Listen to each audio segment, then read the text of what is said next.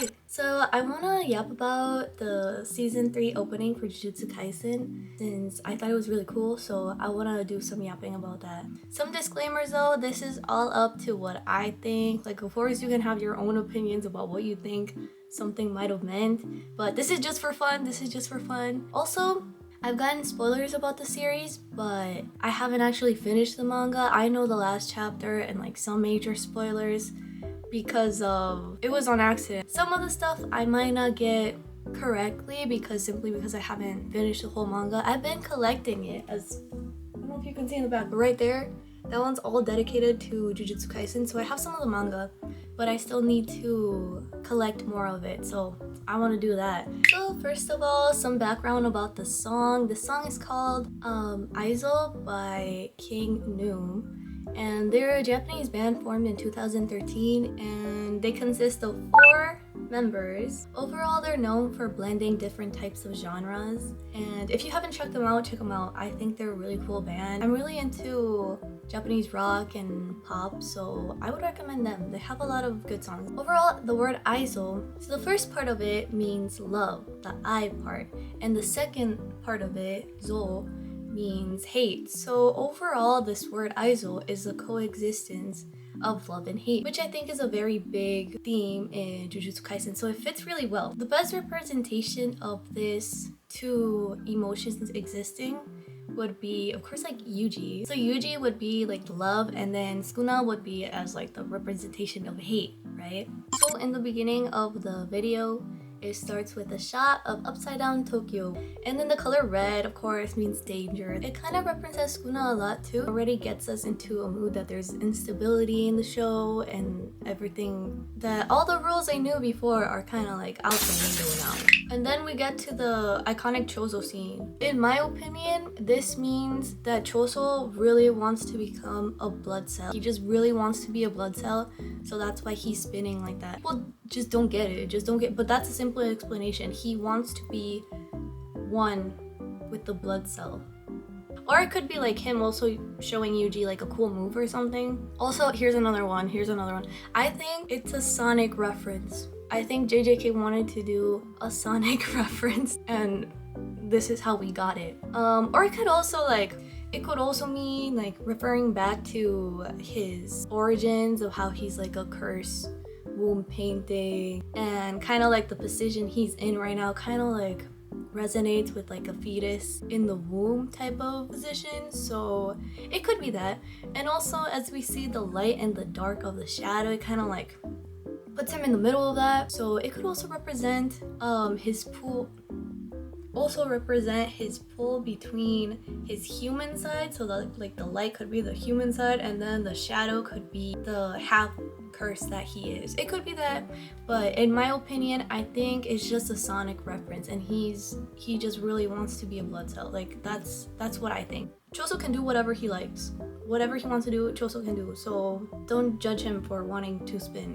Then moving on, what I like to call Maki's dance. Well, as we know, Maki got burned during the Shibuya accident, but here we see like a beautiful shot of her kind of like twirling around in the flames, kind of like a phoenix when it rises from the ashes. I think it's very symbolic, and I kind of know what happens next. I'm not gonna spoil for those that haven't read that part of the manga, but it does really fit into her arc and her overall like journey as a character. I think overall Maki's being more emphasized this season, because season 2, season 1, I feel like she was kind of in the shadows, but here is when she's really gonna shine the most, so I like that she's getting more of a part. So I want to get into the first art reference they have, which is Maki slashing the tiger, and that goes back to a painting done by Utagawa Yoshitora.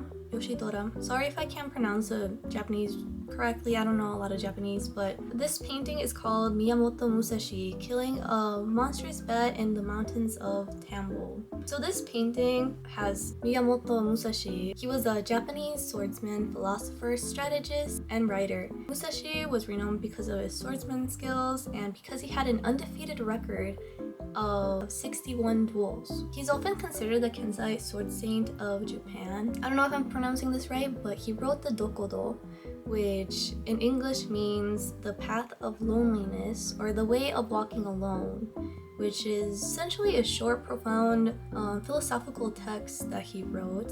And it has a lot of topics that really relate to Maki's overall character arc, dealing with topics of discipline, not regretting past actions, and having a purpose and strive for self-mastery, which perfectly encapsulates Maki's whole story, as we are told that she is a mastered swordsman, even though we don't get to see her shine that much, but I think this season we're gonna see that now. Then after a while we get some cuts of other relationships like Yuji and his brothers, Megumi and his sister, Yaga and Panda. Yeah, all these relationships, well, I think it's all like foreshadowing to what will happen to them. I don't want to spoil too much, but I know what happens with Megumi and his sister. Not with Yaga and Panda, but I can guess that since it's included in there, I don't think it's gonna be good.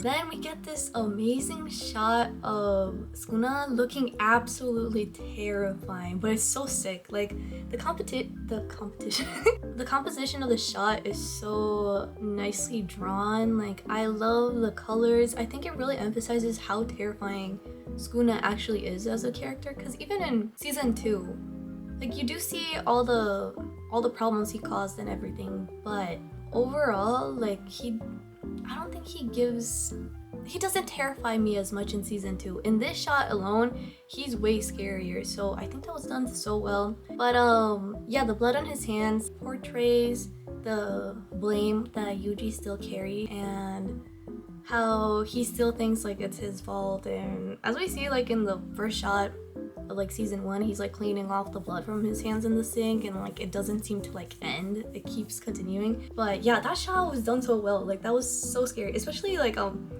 the first time I watched the intro, I was like and furthermore, there's more stuff I could point out, but I'm not gonna get too in detail. I want to keep this kind of short. So we get a shot of Kenjaku watching Tengen on multiple screens, which I think obviously puts Kenjaku in the place of like power now, because Tengen is supposed to represent this like unknown, immortal, like higher being, right? But now Kenjaku's the one who has his eyes on him, like he's the one watching his moves, so it kind of puts him in like this more godly type of position, I guess. Also, of course, his most desired goal of Kenjaku is to merge with Tengen, right? Then the follow-up shot is him with some, kind of reminds me, like the black thing he's holding to view the city, it kind of reminds me of the monolith from Kubrick's film 2021 A Space Odyssey. So in this film, the monolith is a representation of human evolution. So every time this object appears in the movie, there's some sort of intelligence that people get from it, and there's a huge like step into evolution for humanity, right? So I think overall it really ties back into Kenjaku's whole motive, because he is trying to evolve humanity, and he kind of already did this, because he did start the culling games and all that, and it kind of like forced the government to acknowledge that curses existed. So that's already intelligence that had to be left out. At least in my opinion, it really reminded me of the monolith. And then we get into another art reference, which was the Dead Mother painting by Egon Schiele, for the representation of Yuji and Kenjaku, which I think is like an amazing reference to take from for their relationship specifically. So this painting was born out of the time of expressionism in 1910, and what I got from my research says, this work encapsulates the themes of morality, loss, and the complex nature of parental relationships. The presence of the child adds a layer of complexity to the painting. The child's gaze, filled with innocence, contrasts sharply with the somber reality of death, symbolizing the loss of childhood and harshness of life. So again, this is perfect for Yuji and Kenjaku, since this isn't a spoiler since it was already mentioned in the anime, but obviously Kenjaku is Yuji's mother in a way. We're not gonna get into the details, but yeah. So basically, Kenjaku is his mother. Also, Yuji looks so cute there. Like, baby Yuji looks so cute in the painting. And then again after that, we see more shots of relationships. So again, with like the whole Aizo meaning like love and hate, coexistence, balance, all that. Another one that we see is the two sleeping children for Mai and Mai and Maki. which I think it just represents like innocence. We can go more in depth, but I don't really feel like it, so innocence, it's innocence. And then we also have like the Madame Monet and the child for Yaga and Panda, again another relationship. And then we finish off with the Scream by Edward Munch?